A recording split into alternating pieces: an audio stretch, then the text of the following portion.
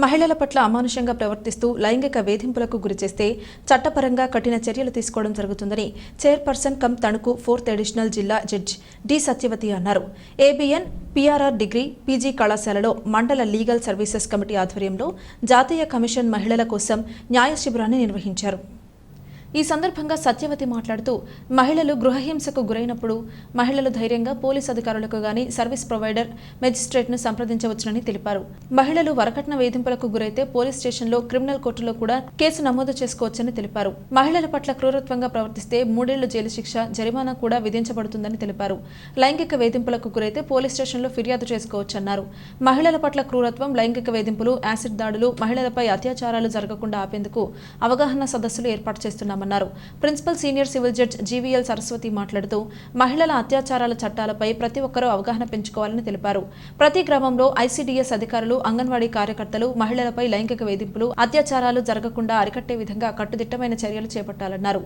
Kovvur RDO doctor Rani Susmitha, principal junior civil judge G Sai Krishna, 2nd additional judge first class magistrate K Nagalakshmi, Kovvur bar association president Y Chalapathi Rao, అడ్వకేట్లు M Srivalli, Devarapalli inspector D Nageswara Rao Naik తదితరులు పాల్గొన్నారు.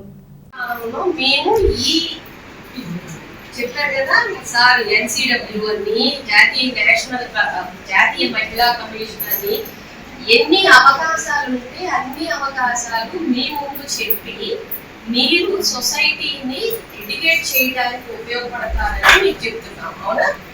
అలానే ఇప్పుడు మీ దగ్గరికి మీ ముందుకు వచ్చిన ఒక ప్రెసెంట్ అంశం ఏంటంటే మహిళల పట్ల వివక్షత.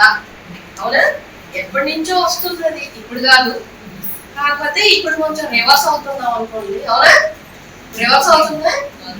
ఇప్పుడు మనం అసలు వాస్తవంగా మహిళల పట్ల వివక్షత కాదు, పురుషుల పట్ల వివక్షత అనేది పెట్టాలి. అవునా?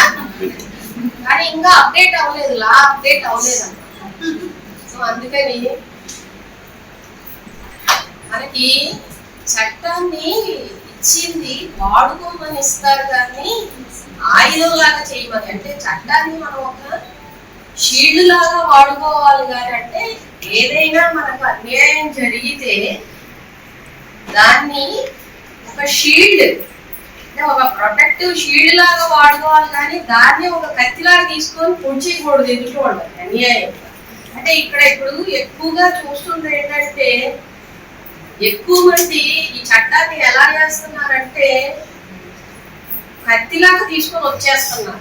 వాస్తవం చెప్పాలి. అప్పుడు ఏమైపోయింది, ఫ్యూచర్ లో ఏ చట్టం వచ్చిందంటే పురుషుల వివక్షత చట్టాలు వచ్చేస్తాయి. అప్పుడు వాళ్ళకు వచ్చేస్తాయి కత్తులు. అవునా? ఎవరు ఆ కత్తులు మనంతట మనమే వాళ్ళ చేతికి ఇచ్చేసాం అన్నమాట. మహిళలు భర్తల నుంచి నిరాధారణకు గురి అయితే కనుక కోర్టు ద్వారా వాళ్ళకు కావాల్సిన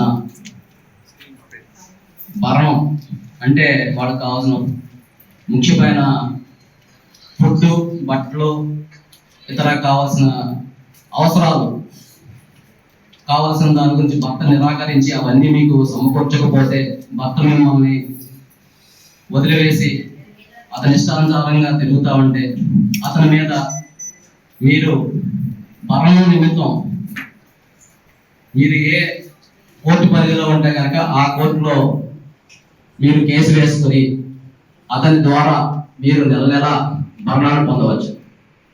అలాగే మహిళలే కాకుండా వాళ్ళకు సంబంధించిన మైనర్ పిల్లలు ఉన్నా సరే వాళ్ళు కూడా తండ్రి దగ్గర నుంచి భరణాలు కోరే హక్కు ఉంటుంది.